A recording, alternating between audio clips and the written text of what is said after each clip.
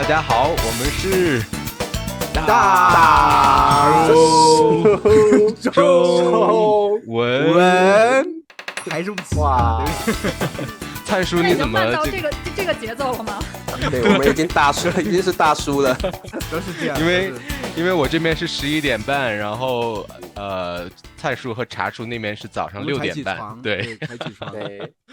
三位大叔已经范老师那边是快要黄昏了，对不对？对，对我这个太阳落山的这个时间，天对，我们今一会儿就慢天请来了慢黑下来范老师，是不是都不需要自我介绍？同学们应该都认识他，应该比我们有名10倍有了吧？对对，真的，今不敢天我们真的是请来了大咖老师，因为我基本上对我跟我的很多，特别是美国同学，然后他们每次都会跟我提到说，哎，你们怎么不采访范老师？然后这范老师真的深受学生的喜爱，特别是这个美国的学生。谢谢大家，谢谢大家。就无论哪个级别都会提到说，哎，你看范老师做发音的视频了吗？然后我就说啊，看过。因为我印象最深刻就是我们有一集邀请到威廉同学，对不对？对。然后威廉也上过范老师的节目。对，没错。我那时候在想说，哪一天我们可以请到范老师，没想到美梦成真，随时都可以。对，王老师跟我聊的晚了一点。对。然后现在有学生跟我上课，我都说，哎，真的帮你们请来了，所以今天一定要好好的问一问范老师。我想问一下两位大叔，就是你们对范老师的第一印象是什么？开动茶叔开始。我先说好了，不然等一下你把我的说走了怎么办呢？那当然是这个范老师的老公马思瑞先生。你直接就进入到重点了。对，没有这个等一下再聊好了，这个好奇到不行哦。那这个Ben叔，这个因为范老师难得来，Ben叔其实有非常多关于中文学习部分的问题，想要先请教一下范老师。Ben叔你就开始吧。因为我最开始看到范老师视频是我的一个学生推给我的，他说你一定要看看这个发音的视频，然后我打开之后就发现，就是他是把这个热点跟这个发音的，就是结合的特别的好，然后真的就是在蹭流量，没有，就是但是里边就是每一个发音的点，就是不只是说强调这种单独的拼音啊发音，他会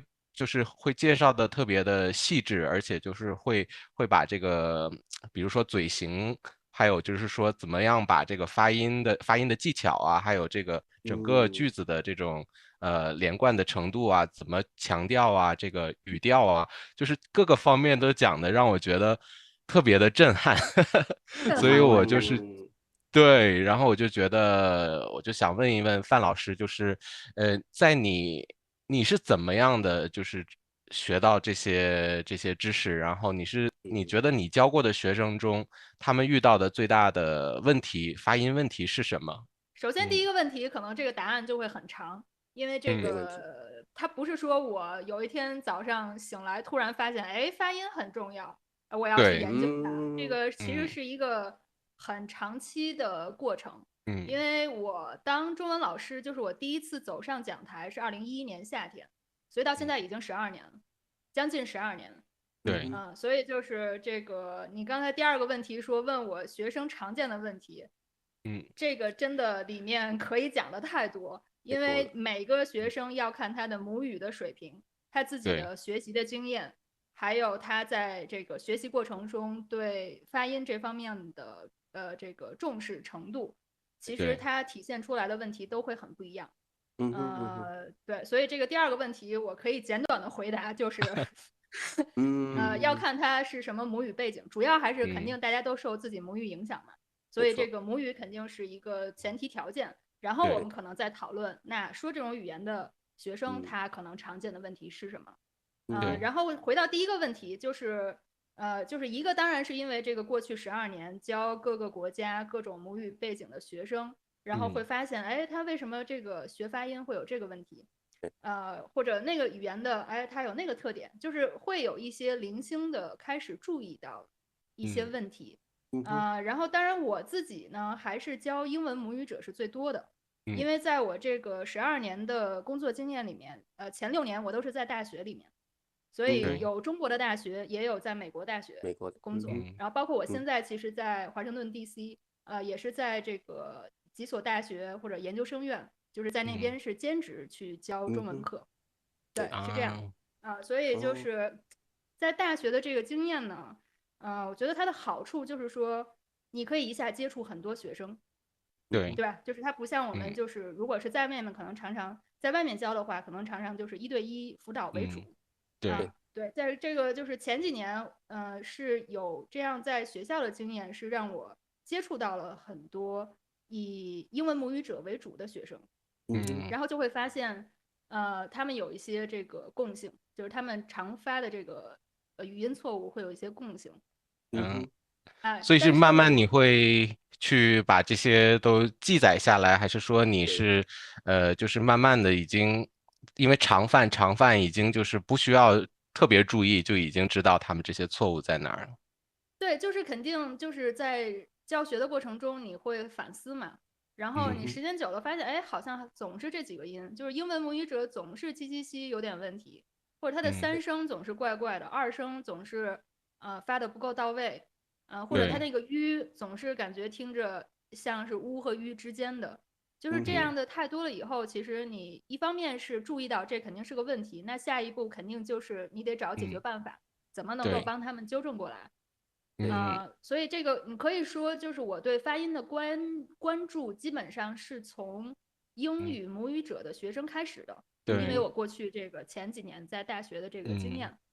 但是后来就是我自己其实是17年从这个清华大学一个高级的中文项目，就是台湾有 ICLP，然后中国呢就是北京是有 IUP。就是在如果比较了解这个大学的项目，这2个项目算是怎么说世界上最好的这个中高级的中文集中项目之二。所以就是从那边辞职了以后，然后我自己出来其实是有机会教到这个母语背景更丰富的学生。然后当然就是所以发现新的问题。对，会发现哎。这个他的母语，导致他会犯这样的问题。那我可能有的时候就是也需要再去了解一下他的母语到底是什么样的。其实就像我在我的视频里面，就是也要去看我分析的这个可能一个明星或者是一个什么人，他的母语背景是什么，那一定就会影响到他说中文的时候这个发音的特点。然后我觉得下一个就是我说这个回答你这个问题会很长，是因为。下一个比较关键的节点呢，是我在2018年初有机会去跟一个电影剧组合作，就是作为他们的外籍演员的中文培训老师很棒。然后这些演员他们的中文水平不同，有的是零起点，有的是可能已经学过半年，在台湾学过半年，其实然后但是都还是基础比较薄弱的，但是他们想要在中国的电影界发展，那就不只是说我学一些词这个基本的交流的问题，他们是真的要在电影里用中文表演。对，这个导演其实对要求这个发音是非常发音应该要求非常高的。好像那个时候也有很多就是中美合作的电影，好像就是那个时候变得很火，很多公司要合拍。对，那个时候。对，18年还算市场整个还比较好吧。16、17、18年都还是比较好的，对，所以那个时候就是这种不只是中美之间了，就是像我教的学生，其实他们也是，有说俄语的，有说英文的，就是也是什么都有，对，所以其实我觉得真的让我就是主动或者被动的必须要去这个好好的钻研中文语音，其实也是在那个时候，因为就是我之前的一些这个怎么说，这个几年的经验已经不够了，因为就是你真的要就是有点精雕细刻的很短的时间要让这些演员的发音到一个水平。对，因为导演当时给我提出的很明确的要求就是他们在电影里说的台词必须要像中国人说的一样。是吗？而且是短时间内，对不对？他其实培训时间还算长，就是都是年轻演员，不是特别有名的明星，就是时间可能，我觉得有明显进步的话，其实就是几个月的时间，因为后来他们那个电影真的开始拍了以后，他们每天都很忙，就是白天晚上就是轮班在拍，所以其实真的能上课的时间就比较有限了。不多，其实是在电影开拍前的大概半年的时间吧，那个是非常集中的去帮他们这个训练。不只是发音，就是也有一些基础的语法呀、词汇啊，就是他们在中国能够生存，能够跟工作人员进行简单的交流，能打车去吃个饭，对对对，是。但是就是我是真的，当时是我们花了很多时间在发音的培训上面。对，就是按照台词，对吧？那项目是在中国进行。我当时在18年到19年，大概在青岛住了1年。青岛，就是北京、青岛来回跑，就是我家在北京，但是那个项目在青岛有一个很大的拍摄基地，所以当时我算是驻组的，就是在那个跟那个剧组的人是生活在一起。那个电影最终是叫什么名字？我们很好奇，电影叫什么名字？目前还不能公布，还没有商业机密。对，虽然已经过了很多年，这个因为疫情影响嘛，就是这个还没有拍出来，对，是很大的项目，对，但是就是不出意外的话，今年夏天应该是可以看，应该会有。好棒，好棒！那我们期待着看一看。所以范老师等于是说，在这个过程中，你会有一个为期数月的一个算是发音的密集的训练，让这些演员在这个以发音为主，对，其实也是蛮不容易，必须在数月之内去因为这些外国人的水平也不一样嘛，所以范老师你会有一套发音的这个教学系统，让这些人在数月内能够算是精通中文发音的技巧。就是我这个系统，我觉得现在我放在我的课程里的，就是在这个 readchinese.com 上面可以找到这个。所以学生们也可以享受到这个发音的课程系统，而且是已经，我觉得是已经验证过的，就是比较科学的一套，去掌握中文的声音系统。因为你发音好了，其实自然你的听力也会好，因为你能听得更清楚。对，所以这个是听和说是相辅相成的。所以我觉得目前我课程里的这套系统是肯定是经过几十个学生，就是已经千锤百炼的学生，对，已经验证过的，就是绝对是可以去训练的。但是就是当时其实在这个培训演员的过程中，因为就是他以发音为主，但还要学其他的，所以其实而且是有明确的剧本的，就是台词都是已经确定好，他要说的内容已经确定好的，所以就是那个时候其实是按台词的顺序一句一句去给它抠，就是从声调到单个的音节，再到音节和音节之间的连读，再到整句话的节奏，这个逻辑的重音，你这句话的情绪是什么样的，那个重音到底在哪儿，你怎么去强调它，然后再到整个句子的语流，这个句调是不是自然，是不是听起来像这个母语者一样？母语者，所以就是其实。有的时候真的可能就是一段台词3、4句话，就是我们花3、4个小时在那儿就抠那几句话。所以就是这个，我觉得是在这个过程中吧，就是我觉得我的脑子里是大概慢慢的形成了，这个如果我们要去调整一个人的发音，可能有这些方面，那每个方面，就是他需要怎么去引导学生，怎么能够很明确的告诉学生。他怎么做，他怎么改，然后什么是更有效的？其实我觉得那个时候还是一个建立和摸索的阶段的过程。但是范老师，你现在等于通过了那段时期，现在的这一套发音课程系统是更有就是让更有理论性，然后也更有实用的价值。所以对，范老师，如果现在的同学们真的很想要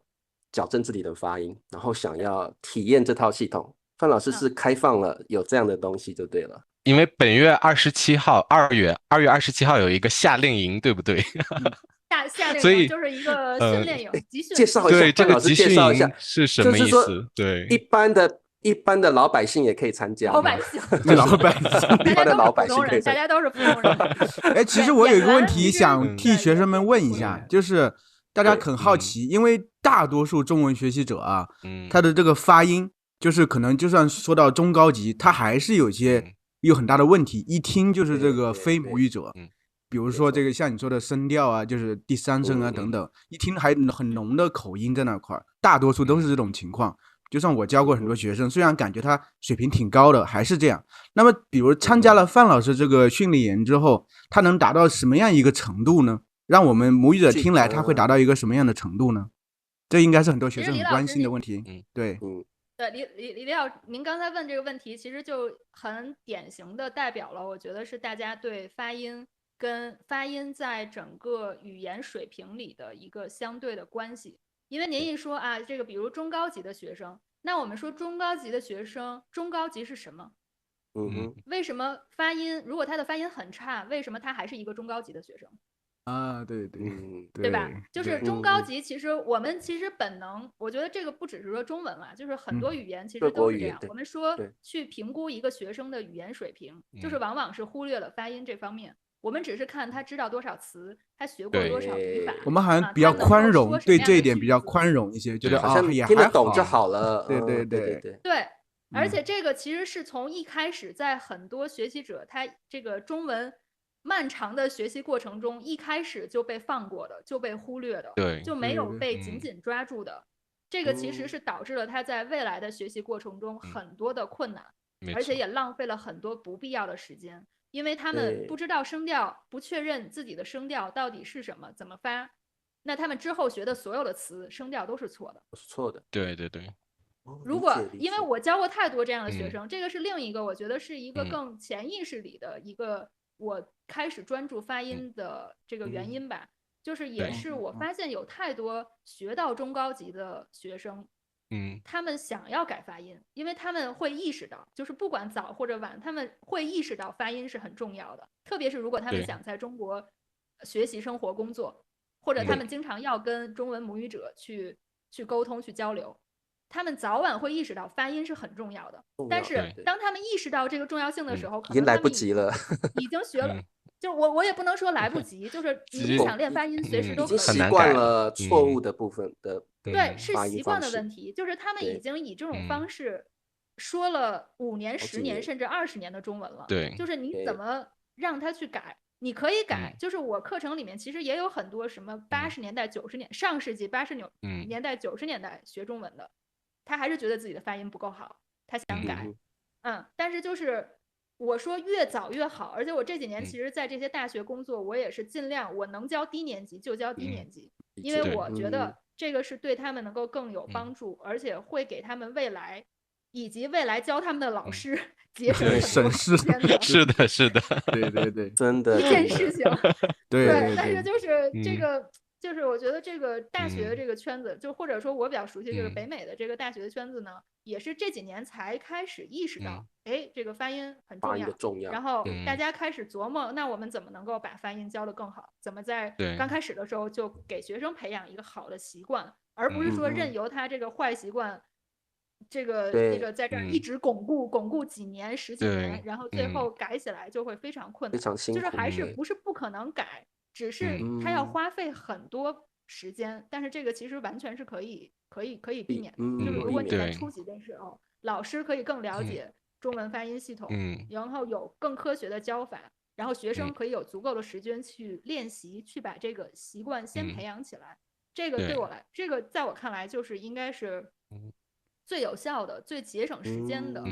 学习的过程。可是我觉得有时候可能是一个悖论，因为作为中文老师，肯定一开始教中文的时候，想教的东西太多了，想涵盖的内容，语法啦，又要教语法，又要教拼音，要教词汇，又想让学生不会一下子觉得太害怕。然后如果要是一直纠正特别多发音的话，可能上来前几节课就会把学生给吓跑了。怎么样去平衡这个平衡？就是把发音能够带进去，又不让学生觉得太吓人，是能够做到的。我自己会说，中文学习中文跟学习其他语言非常不同的2个方面吧，一个是声调，一个是这个汉字。汉字对，就是确实声调和汉字就会就是吓跑很多人。对。但是呢，这个我觉得还是尽量跟学生讲清楚道理吧。就是我觉得学习每一种语言，它的学习在哪一个阶段，你的侧重点在什么方面是不同的。就是如果你学西班牙语，那你一开始就是得背各种动词变形，对吧？这个 conjugation，你愿意不愿意没办法啊，因为它就是语法里非常重要一部分。你不用那个，你就表达不清楚你自己。但是我觉得中文的话，首先声调语言，对吧？就是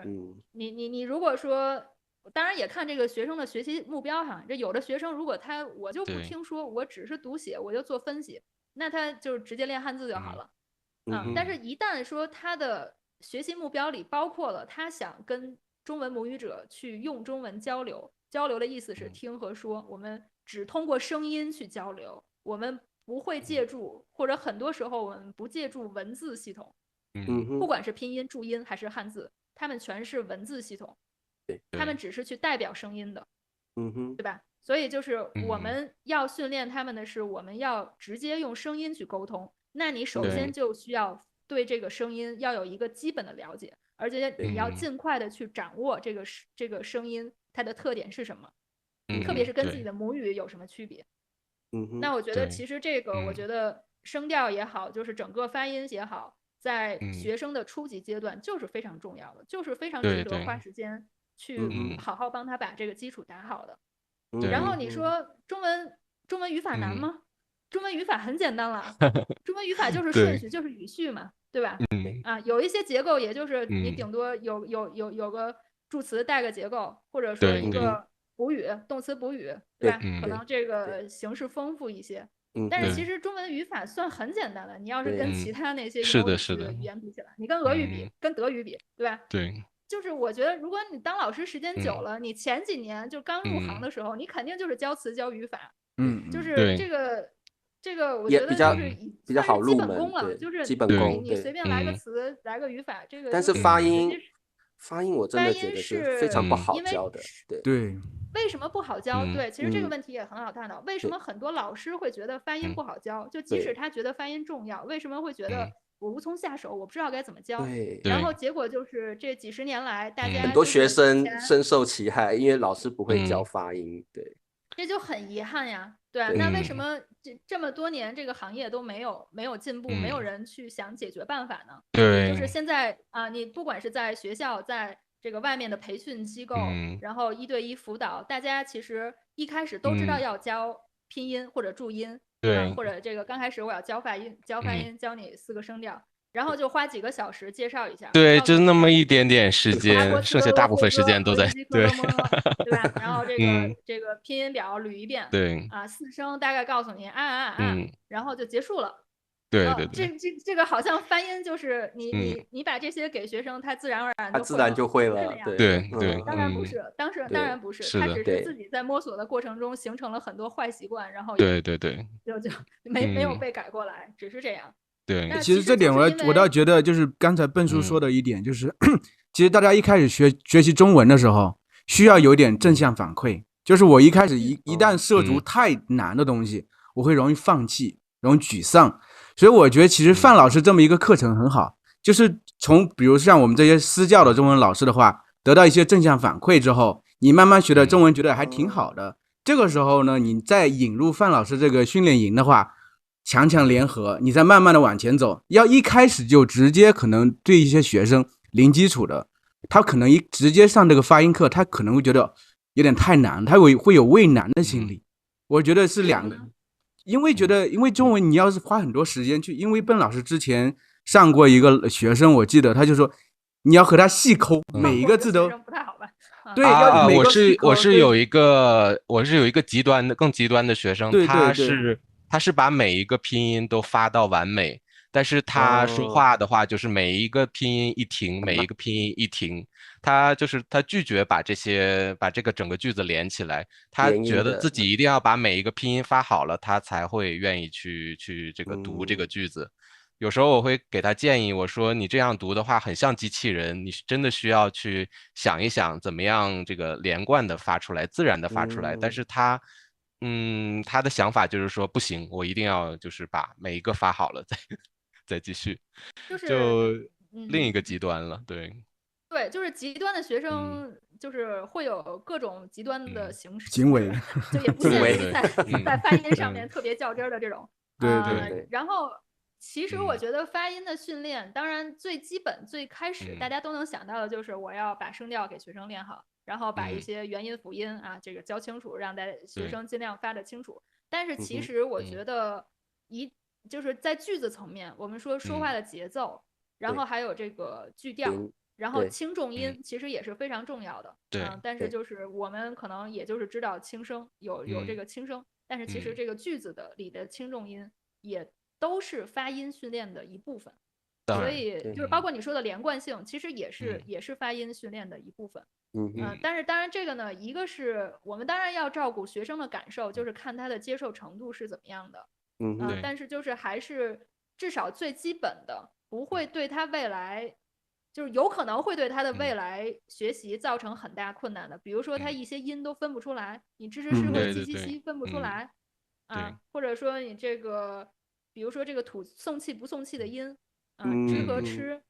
分不出来，鸡和七分不出来，那就肯定会有问题。或者你二声三声总是混的，那其实这些问题就是应该要尽早解决的。对，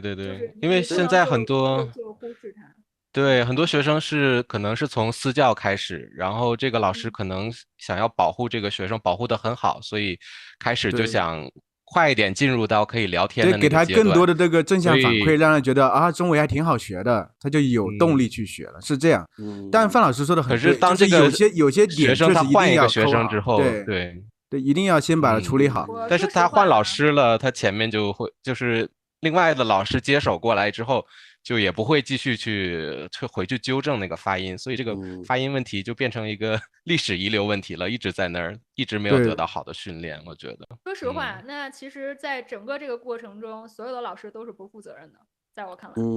对，就是明明已经知道问题存在，然后你就放任它，然后只是为了让学生感受好一点，或者对你的评价好一点，或者你想让学生续课，然后你就不去给他指出问题。对，他愿意改，他愿意花多少时间改，那是他的问题，那是他的他的选择。但是你作为老师，你没有指出，你只是放任他这样一遍一遍的去巩固这些不好的习惯，那在我看来，其实就是不负责任的。而且如果这个我们其实还没有谈到，如果从整个行业的发展来说，我们这个行业整个的教学的质量，我们是不是能够把中文教学这件事情变成一个更有效的、更专业的事情？那其实不是靠一两个老师，是希望有越来越多的老师能够首先接受更科学的，或者说就是大家可以都认可的一个学习的顺序也好，一个学习的教学的方法也好，那是需要每个人都要负责任的，而不是说我就把这个问题留给以后的老师，我就是现在多上几节课。其实我说实话，这个行业的生态现在是这样的，就每个老师好像一个孤岛，就是就自己草莽。我就一直说，就是现在中文教学这些年所谓发展了几十年，现在还是一个草莽的状态。就是因为可能也是因为这个门槛比较低吧，对，这个我觉得也所以其实我觉得这个也是我想要开始做这个视频的一方面的原因，就是不只是给学习者看，我觉得其实也是有很多可以分享给老师的。如果大家愿意接受，如果大家对，就是可以一起就是把这些概念就是能够真的应用到自己的教学中，那我觉得也是一个比较有功德的事情。我觉得特别好，因为没有老师专门做发音这部分在油管，我觉得对，基本上好多都在做这个。大部分的汉语老师对发音这一块都是比较欠缺实战经验，还有理论基础，大部分是这样的。所以范老师，这是你想要开始做自媒体的原因吗？想要做这个肯定是非常重要的一个原因。所以这是主因，你想要做自媒体的主因。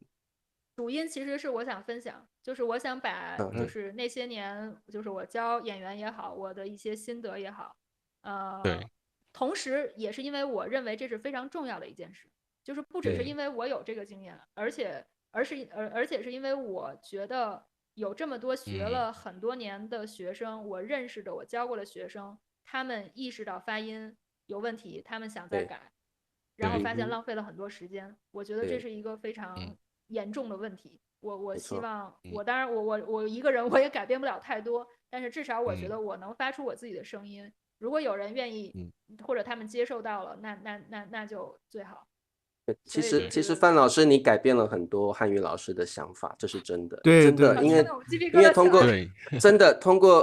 通过油管，我们真的也体认到自己身为中文老师的职责，而不是为了好教我们就轻轻的放过一些重要的概念。通过你的视频，我们也了解到很多发音的理论，还有怎么教会更好，而且你的视频是很容易理解、很容易吸收的。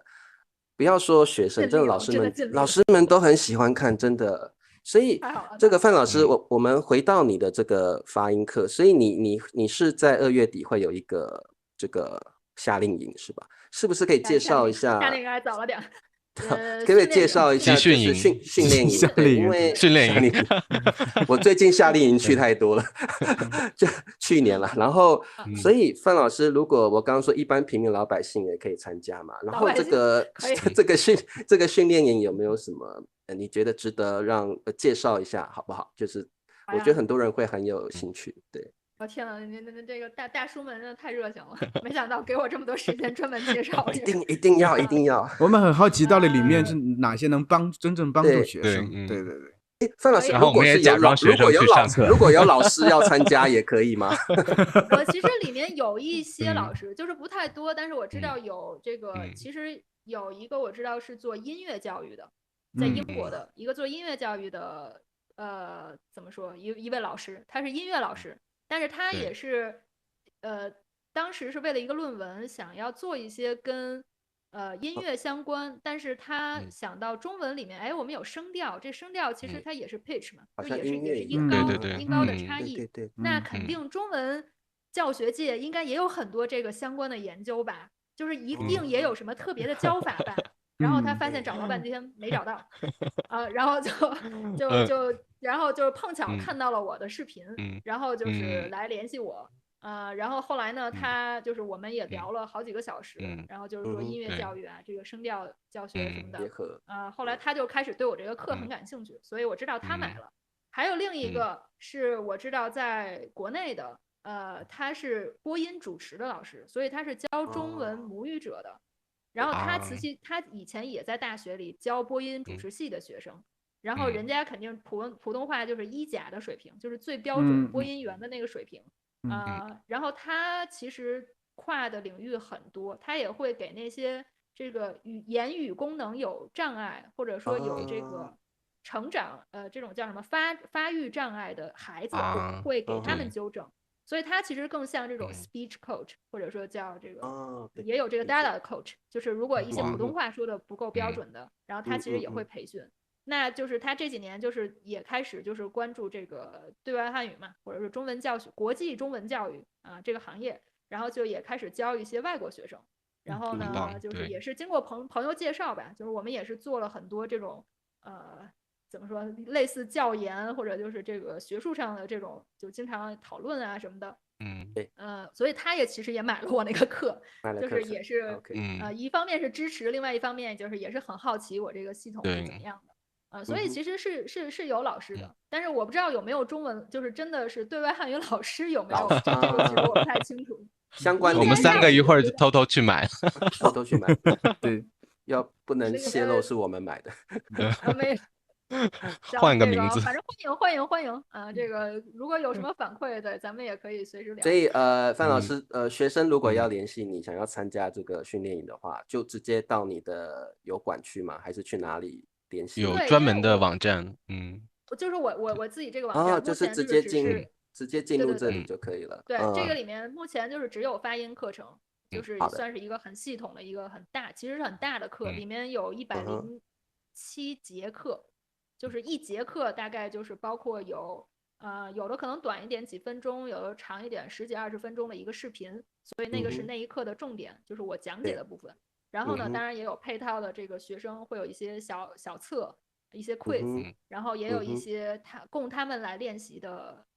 句子，就是都是完全根据当节的内容去，完全都是我自己编写的，然后也是我挑选了。就是按照词频，就是最常用的中文里面最常用的词，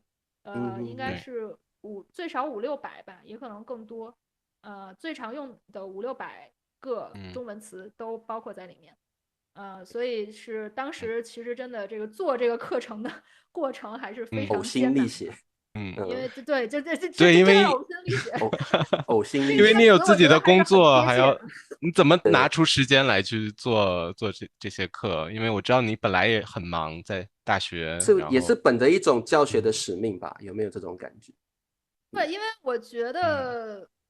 如果其实我大概有半年了吧，大概空出了半年的时间，就是在做这个课程，然后也很少代课，也没有去学校教课。就是沉浸在，因为其实我除了我在编写这个具体的内容之前，我自己要翻很多学术研究，就是我需要先去了解目前这个在学术研究界有什么成果可以来支撑，因为那个其实是基础。就刚才我们说为什么很多老师不知道怎么教，然后不够了解，那其实本身是因为对中文语音系统它的基础研究就不够。没错。然后这个基础研究、学术研究跟一线教学之间又一直存在一个很难跨越的鸿沟就是很极少数的理论研究能够最终真的指导我们的教学，能够真的变成我们教学中可以直接拿来用的结论，甚至说去改变我们的教学法。这个其实就是一直其实就是这样。那只能说在发音这方面，这个问题就更严重。所以老师一直以来对这个中文语音的认识就很有限。那我们当然也没法指望说大家能教得更好。所以就是我其实是花了很多时间去翻，就是至少是我自己能找到的吧，所有相关的，从这个声调教学到一些这个元音辅音的，那个可能稍微多一些，元音辅音的研究，然后再到又更比较少一点的这个关于中文的说话的这个节奏，就有一些韵律做韵律学的，比如说冯胜利老师，之前在这个港中文的但是就是我觉得他就是理论研究跟你真的能够用到实际教学去指导你设计教学内容、教学这个策略的还是不太一样。所以，但是我总是得看嘛，就是你还是要看大家对这个事情怎么认识，然后我们再选择有没有一个学生更容易接受的方式，就让他们能够更有效的去让他们把这些声音发对、发好、发准，然后最后能说的自然。其实所以就是也花了很多时间去做研究，然后就是编写具体的内容，然后包括这个顺序其实也很重要。因为我其实是希望有很多零起点的学生来学这个课的，就是他们在他们学什么及早的去矫正他们的那个，对，真的是及早尽早，就是能多早多早。就是你什么都不知道，所以我的课程里基本上都是用拼音。因为我不教汉字，我不教词，我不解释语法，它就是一个专门的发音课。我就是要帮你练你的口腔肌肉，我就是让他们在你想发某个音的时候能够马上发出来。对，就我就是解决这个问题，所以就是这个当时的这个教学的顺序，每一课的顺序，先教哪个调啊，先教哪个音，然后是怎么样的顺序，慢慢到句子，句子里面先练哪个部分，再练哪个部分，它其实都是，我觉得是我呕心沥血的成果。这个其实而且摸索出来的一套系统，对，可以这样说。而且我觉得范老师的努力在发音这一块的努力，其实是很有效的填满了这个我们一般汉语老师的这个对发音不足的这个鸿沟。我觉得这是一套非常重，我觉得整个中文市场独一无二的，对，独一份儿。对，因为一般汉语老师会忽略发音这一块，反而着重在词汇跟这个语法的部分。所以我觉得，词汇有的是时间学，词汇是真的学不到头的。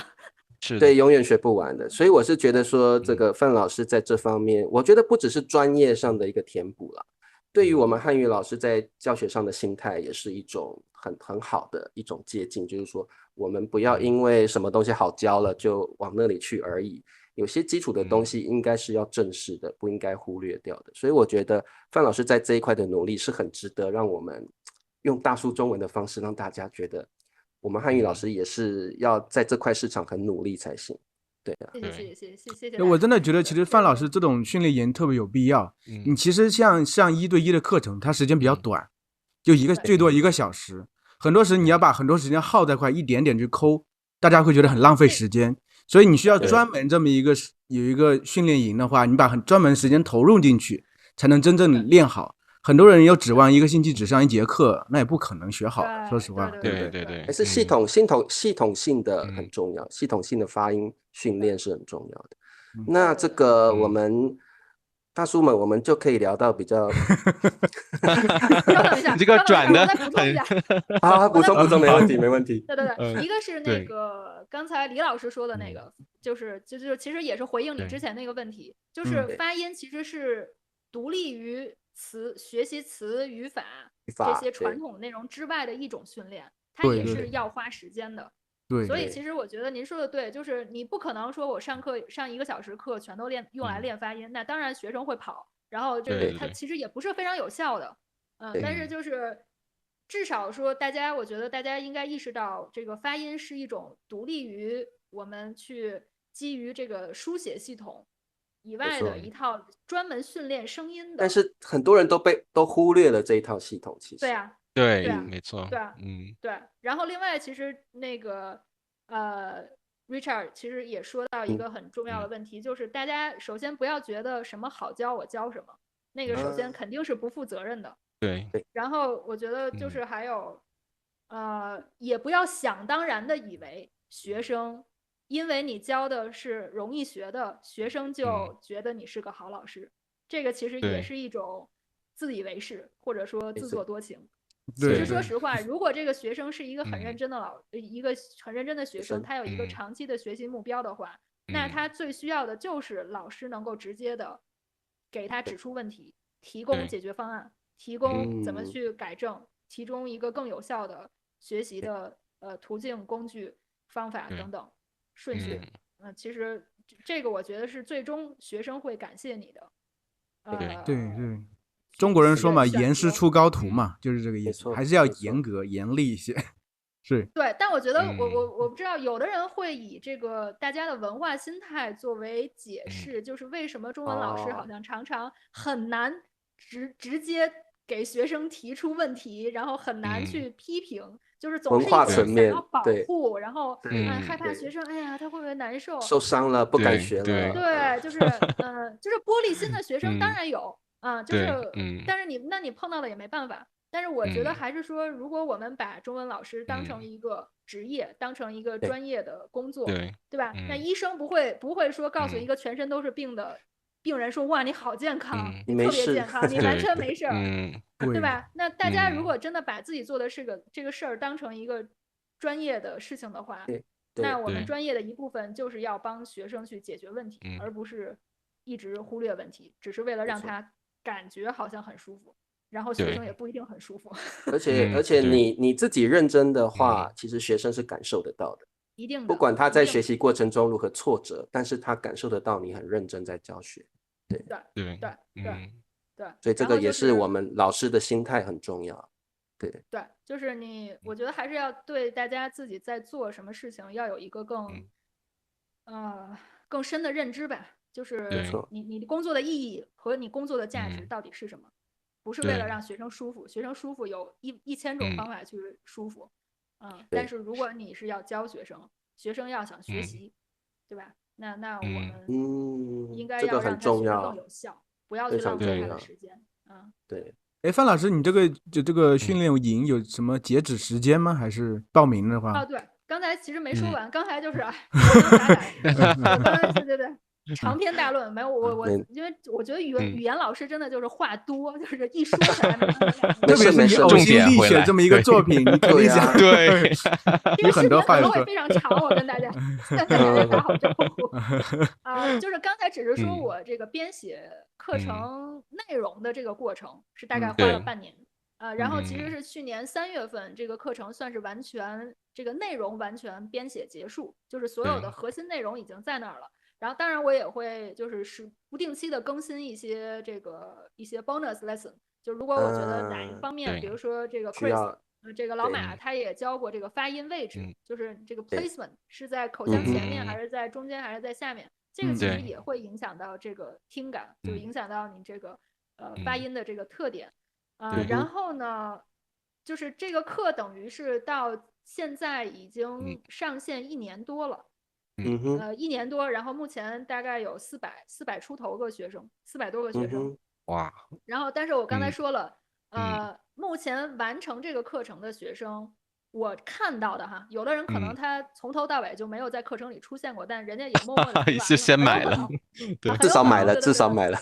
对，因为我也不会强迫他们，就是你一定要就是对告诉我什么什么，因为这个它更像一个知识付费的这种形式啊，就是你学了，你按自己的节奏你自己去学就好了。对。但是我还是觉得这个效果会比较有限。然后也是运营了1年多以后，我听到了，就当然如果我能接触到的学生，我会问他们这个体验怎么样啊，有没有什么觉得可以优化提高的部分，然后他们就会觉得我之前的形式一直给这个反馈的形式只是每个月安排1次直播课，然后会统一的去回答一下他们在课程里练习时候一些常见的问题，还有这个一些常问的问题，然后会做一些这个在线连线的这种1对1的纠音，就是当然只是个别学生，然后但是我觉得就是很多学生会觉得这个反馈的周期还是会久了一点，就是我们也有社群，就是如果我有时间的话，我也会尽快的去回答学生的问题，然后会给他们有一些简单的反馈，但是明显这个作为一个发音课的话还是不够的。就是学生肯定他最期待或者说最理想的状态是他们这一天练完就可以马上得到及时的，对，这个因为他今天练完了，今天知道我的问题在哪，那我明天就可以开始改，对吧？这个肯定是更最理想的状态。然后这个也是我考虑要开始启动这个训练营，在3个月集中的时间里面。去帮他们把这个声音系统塑造出来，或者说去重塑他们的语音面貌，因为这个发音它是说到底它是肌肉的记忆，它是肌肉的习惯，你的嘴部的习惯，所以它最理想的肯定是一个持续的，在一段时间内持续的集中的训练，就像大家去健身房就是锻炼一样，练自己的肌肉一样，就是发音其实说到底就是这样一件事儿，所以这个我的集训营呢，就是会给学生提供每天的反馈，就是我请了一个这个也是我比较认可的很专业的老师，他会每天在群里给学生反馈，这个我觉得是这个很棒，跟之前的课程很不同的，或者说最大的一个变化。然后另外我也会变成每周做直播。就是每周日给所有的学生做直播，所以就是主要其实我觉得最大的变化就是这个反馈的机制比之前会有效很多，比较密集了，对这个支持，我觉得对学生的这个训练语音的这个支持强了很多，对，然后也会给他们明确每天你练哪些课，因为内容已经有了，但是我会给他们明确你今天就练这课，你不要快也不要慢，就是按照我这个节奏来。因为就是之前就是如果太信任学生，任由他们按照自己的节奏，有的学生就是学了1年了还没学完，有的很慢，很多学生其实学了1年还没学完。对，有时候就像买书似的，觉得这本书很重要，我要看，买完之后放在家里就从来没打开过。对，需要监督，学生们需要监督。所以范老师，你的意思是说？只要学生报名这一次的训练营，就可以享有这个及时回馈的这个部分的服务。应该说是，就是这3个月内，对不对 ？OK。对，我觉得可以这样说，就是只要你在下周，我不知道咱们这个视频会什么时候发哈，就是只要你在2月27号之前加入我这个课程。因为他们在我的加入，对，他们在我的网站上会买的是这个 access， 它是一个 lifetime access， 就是这个课程的内容你随时都可以看，随时都可以，对，就是其实这也是一个很大的 commitment，对，但是就是你有 lifetime access， 所以其实课程内容你是随时可以看的，只是如果你要加入我这个3个月的集训。那你必须要在这个2月27号之前，我2月27号就开始了，就是每天的任务就开始了。那其实就是你中间再加就会就肯定就很可惜了，没有办法，对。但是我觉得这次其实还是比较像一个试验，因为这个想法在我脑子里很久了，但是就是只是最近感觉真的是找到了我觉得可以合作的。因为我觉得这个事情自己来做的话，就是压力太大了。我可能就是其他什么事都不要做，很难 handle。对，肯定。我觉得还是也是就是遇到了我觉得是可以一起合作来一起做这个事情的一个伙伴所以我觉得这个不管它结果或者效果怎么样，我觉得现在都肯定是一个应该开始去尝试这种新的模式。我觉得很重要，我觉得很重要。对，所以这个讯息是太宝贵了，因为我觉得学生如果能够在范老师预定的时间内来购买这个课程的话，其实能够得到这个真人的反馈，其实这是很重要的事情。对，而且这个其实反馈的频率还蛮长的，就是1周，然后还有一个线上的老师协助，我觉得这个对学生的学习对非常非常的有帮助。对，我是觉得这个模式应该是最有效的，最有效的。但是就是就是要肯定也会有很多中间肯定会就是怎么说会发现可能还有一些可以再优化的方面。但我觉得目前这个模式，我是感觉它会解决最重要的那些之前的一些缺陷吧，或者一些不完美的地方。然后如果这次试验成功的话，就是以后我觉得至少每年可能会推一次这样的活动，因为不可能常年做，但是我觉得如果是1年有3个月来这个可以带学生来做一次，那我觉得就是也挺好的。对，但是就是之后的话，可能就是这个价格会涨，就是它这次还是说你买了课程，那你就免费来加入。但是以后的话，这个肯定是另一个产品。对，这个肯定因为服务质量高了嘛，我们当然对这个工作量其实大了很多很多。没错。我有个问题，就是那学生比如说预期在购买，他只是临时加入，还就是前面的没有了，是这意思吗？前面应该就是你因为训练营已经开始了，他比如说3月1号才购买，那加入进去之后，他就是前面还是可以开展的部分。我觉得你只能说，如果他晚一点，比如说看到您这边的视频，或者这个通过什么渠道，然后了解到有这个项目，我觉得可能还是尽快加入会比较好。对，前面的不然错过好多。你可以试一试，因为学生的基础其实也不一样。就是也有很多来咨询我的课程的学生，就是会说我平时就是声调啊、发音都还行，只是我说句子的时候，跟人聊天的时候，就会觉得这个不够自然或者说这个我就是说句子的时候，我的声调会经常错就是学生的问题也不一样所以就是不一定说你一定要从第一天就开始但是我只是觉得，特别是这次是作为试验嘛，就是我是希望就是所有参加的学生，他就是从头到尾比较完整的循序渐进的。对，我们还有时间聊八卦吗？没有时间聊，不到2个小时。有。你想了解问一下，所以茶叔你压抑了很久的问题是什么？没有压抑啦，只是想知道到底是有多好奇。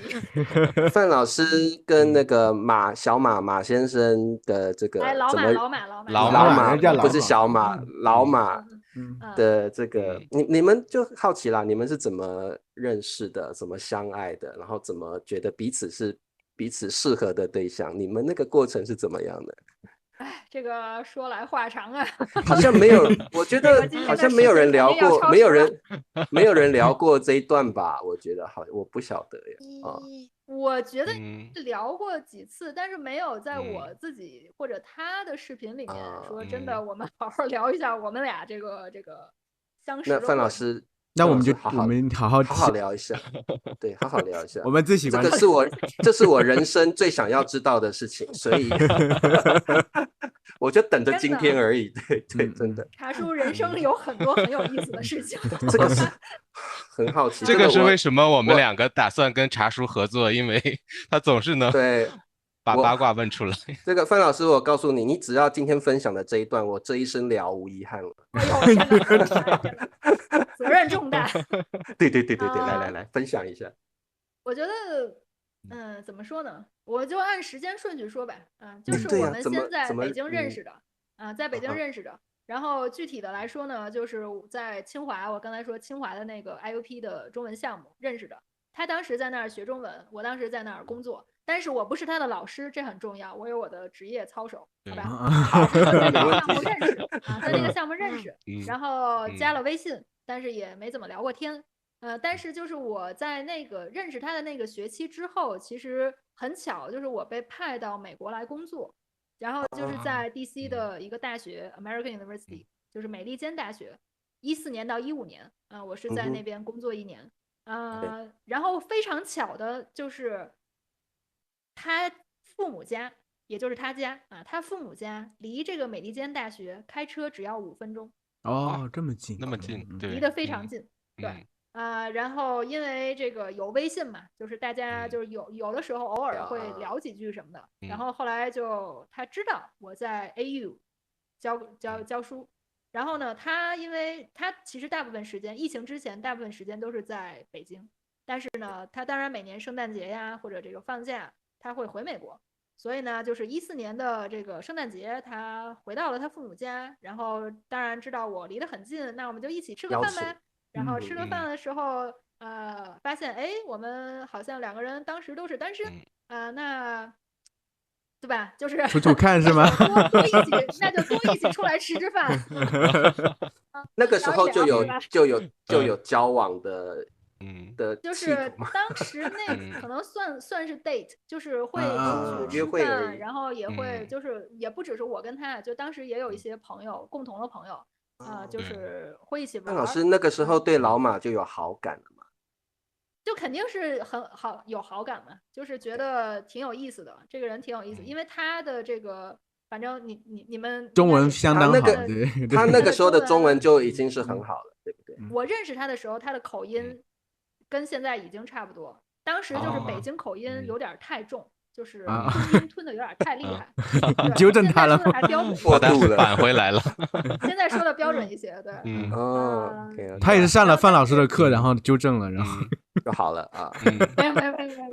这个还是不能骗人哈，这个确实我对他的这个中文贡献还是比较有限啊。当然我们平时说中文说的比较多，我跟他之间主要是说中文。那一般跨国婚姻都会有这种文化差异，听起来你认识他的时候，他中文已经那么好，所以你们在一起还会有这种有趣的文化差异的经历吗？其实我觉得我跟他真的还好，就是我觉得我俩都就是对其他的文化的心态还是比较开放的，而且因为他在中国之前算是生活了8年，就是加起来在中国生活了8年。然后当然就后来几年也是经常跟我的家人在一起，然后我父母是山西人嘛，就其实他也会跟我父母一起回这个山西啊，就是他也有很多中国的朋友，就交了很多中国朋友。他中文好，其实就是特别是发音好，其实就是因为他整天是跟中国人在一起喝酒聊天吃串儿，就北京的胡同里那个小破摊儿、小脏摊儿，就都是在那里面把中文练出来的。所以范老师，所以你们主要的约会都是在美国吗？还是随着没有对，刚才那个故事没说完，我就说这个都被卞老师卡掉，我就想我要听那一段，我要听那一段。所以就是我是14年到15年在那个 AU 工作，然后我工作结束以后呢，15年夏天我就回到北京了。那当然，我刚才说他其实大部分时候是在北京，然后那个时候也是开始筹划他在北京的这个公司，就是开始跟他的合伙人，就是在中国开始建立他的这个就是教育公司，所以其实我跟他算是15年夏天我回到北京的时候，我们算是确立了正式的恋爱关系，就是正式在一起的。对 ，OK。然后，但是之前还是有一个这个熟悉的过程，对。那这个范老师，我们这单刀直入了哦，就是你们感情不断的升温之后，到这个论及婚嫁的过程是很快速的嘛？然后你那个时候就是马上就接受了嘛。然后老马是怎么跟你求婚的呢？问题还是根本也没有这个过程？好多问题。对，就可以非常的想知道。对。我怎么说呢？第一个问题是什么来着？问题太多了。就是随着感情的升温，对不对啊？你们一定会有到一个点是要论及婚嫁了，对不对？那这中间比如说隔了多久，然后老马用什么方式跟你求婚，还是你们其实没有求婚这个过程？有，过程还是要走的。这个对，该有的路还是要走，仪式感还是要在的。我们俩就是我们可以先说时间哈，这个我们15年夏天在一起，然后大概就是4年以后，就是在我们4周年之前一点，4周年左右的时候，是我们领证是4周年，然后他求婚其实是稍微早一点，是在巴黎，然后因为当时就当然这个涉及到我其他的这个工作的经历哈，就是除了教中文以外。我就是一个闲不住的人，然后也给自己找了其他的工作。就是我曾经在给一个英文的网站写文章，是关于中国，就是怎么说，它会关系一些社会议题，但是主要是青年亚文化。然后特别是17年这个说唱一下火了嘛，就是因为这个，因为那个综艺，这个说唱一下火了。但是我其实是可以说是20年的中文说唱的。乐迷所以算是，特别是我大学在成都上的，所以大学当时其实就经常去看一些四川的说唱的演出，所以算是说对这个它整个这个过程，包括里面一些比较重要的人啊、音乐人啊这些，算是比较了解。所以老子吃火锅，你吃火锅底料。您说来就来，类似五毒，太厉害了。写过前后可能2、3年，就是中文说唱的专栏，就是刚开始是写就是泛文化，什么都写，青年文化都会写，但是后来其实慢慢的就集中到说唱这块儿，因为它也在国内变成一个很热门的话题。热门然后因为我写这个中文说唱的专栏，所以就是19年6月被邀请到其实是戛纳 Cannes 去戛纳参加一个世界的音乐论坛，就是音乐产业的一个论坛。所以当时就是说知道要去法国，那我觉得就是戛纳嘛，因为其实它只是个小镇，就是它除了办什么电影节呀，或者这种大型的国际活动，平时其实就是一个很小的地方。然后我说那就顺便去一下巴黎吧，就也没去过，对。然后那就是。对吧？你说你就可以想象，老马就有预谋，就想就把老马带去了，老马就有一些计划了，对不对？对，我们等于是先确定了要去法国，然后要去巴黎旅游一下，然后他就是其他就是他准备的一些事情。所以范老师当时你是惊讶的，还是其实你早就知道老马在预谋什么？也不能说早就知道吧，就是你肯定有预感。隐约会有一点感觉，你都到巴黎了，对吧？你做点什么，就觉得应该就是至少会发生一些什么浪漫的事情。但是就是多浪漫呢？那就不知道了。那范老师，我觉得你的个性是那种什么场面没看过呢？所以呢，老马那时候跟你求婚的时候，你有很惊讶吗？还是你觉得就这样吧？我其实刚才想起来，我其实还会起鸡皮疙瘩，所以是很感动的，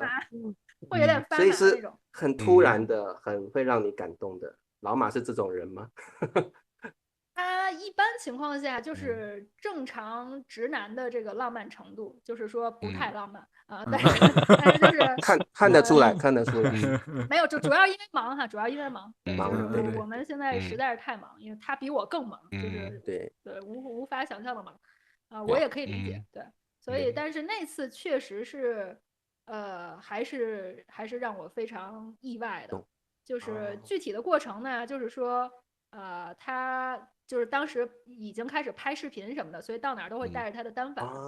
就是随时可能就拍个什么 B-roll， 拍一个片段什么的，所以我也不会多想什么。然后当时就是到了那个铁塔附近，就是离那个有一段距离的铁塔在那个背后那边，然后呢他就说哎，我们一起来拍个合照吧。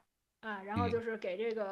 这个相机定个时，然后放在地上，因为就我们俩没有任何其他人在场，只有我们俩然后就说那个咱们一起拍个照就是看背景那个铁塔挺好看的，人也没那么多然后我也没多想，然后我还在那儿蹦还是在想哎我们摆什么姿势，然后啥的然后结果呢人家突然就跪下了，而且发现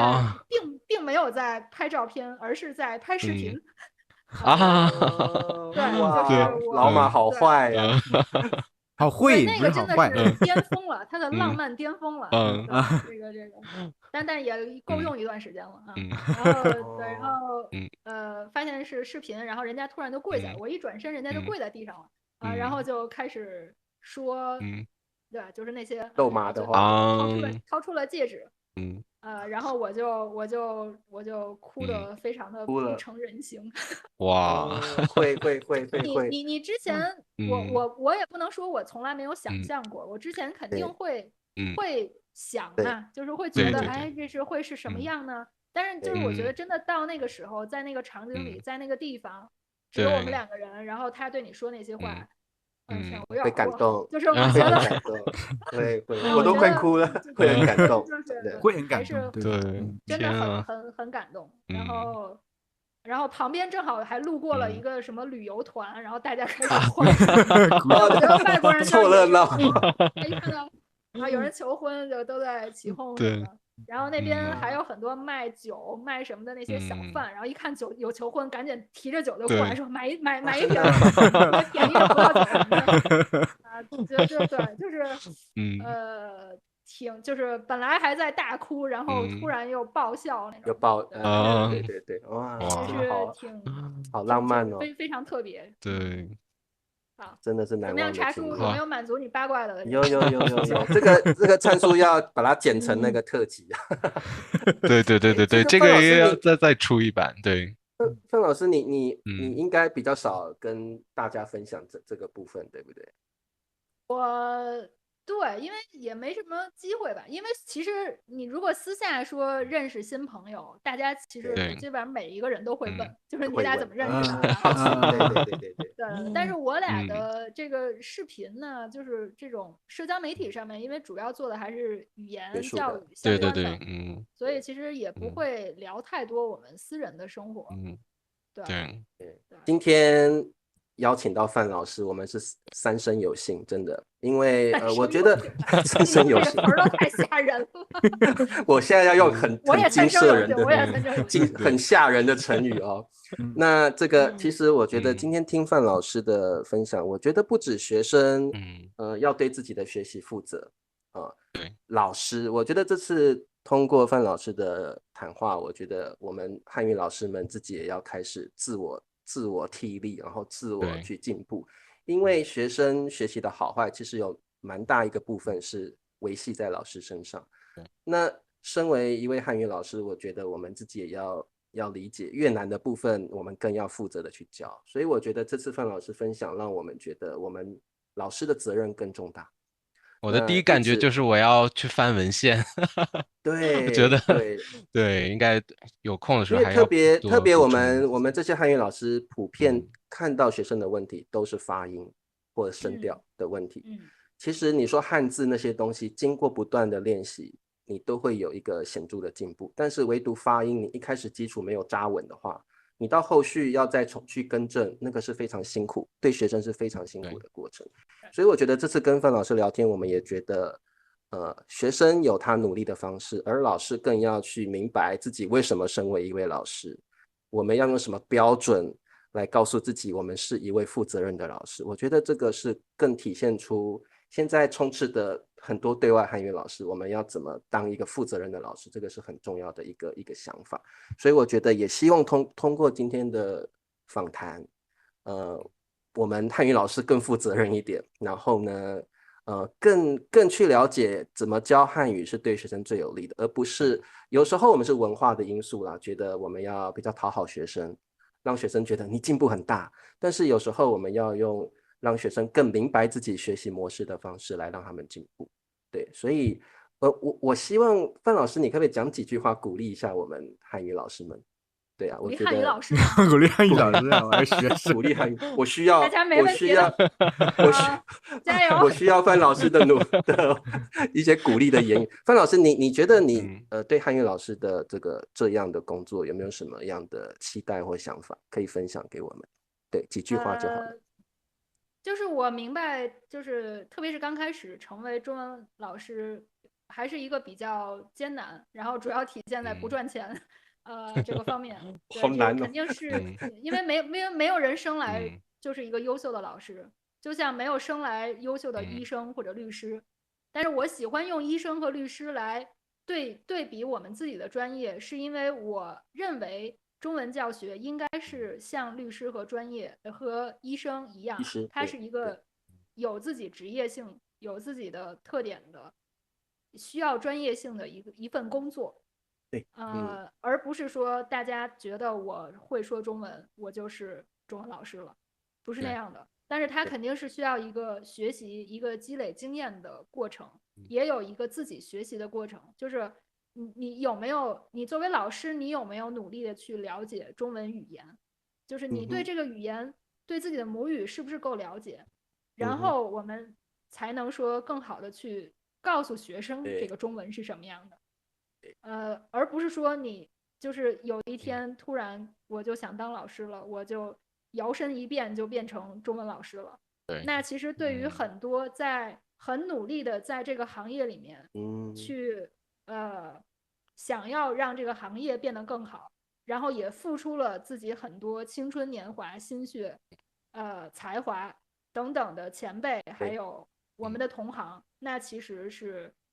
不够尊重的。说到底，就是我觉得是不够尊重的。你没有真的从一个行业的角度来认识自己的工作，就是你不够了解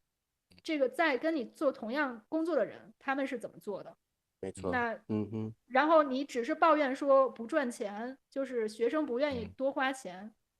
那是有可能是市场的原因，但是我还是觉得中文教学一直就是特别是跟英文比起来，就是我们是市场有一些不同啊。对很多人来说，英文是刚需，但是我觉得同时也是因为我们自己没有把它变成一个更专业的事情，没有把它变成一个更专业的行业，那自然这个平均的待遇它就是上不去的。因为永远只是那些教不好的老师在教，然后收着非常便宜的钱。对。那没有行业可以这样发展起来的。所以这个过去几十年也没有什么变化。现在在北京还是有老师1个小时什么30-40块钱，那跟我10年前在大学里面去代课的待遇是一样的。为什么？怎么办？我们怎么把它做得更好？这个我觉得其实老师可能首先还是要就是我希望有更多，就是我没办法要求所有人，对吧？有的人可能就是想赚点快钱，或者他就是财务自由了，他想找点事儿干，就是不想赚钱那你做什么都好，对。但是就是但凡是你希望把中文教学当成你自己未来一段时间的事业去经营你想要把它做得更好，或者说这个从功利的角度说，你想让自己的待遇更好，那你首先就要试着把这件事情做得更好。那而且是我们如果说从一个负责任的老师的角度，就是你不是陪学生玩，你不是在娱乐，你的工作不是为了让学生高兴舒服，你是为了让他进步，你是为了让他在听说读写各个方面去提高自己的技能。那这个工作的性质就决定了你的工作的一部分是要对学生明确的提出问题，并且尽量给他提供解决方案，帮助他去解决。然后还是就是我们提出问题，我觉得没有学生会因为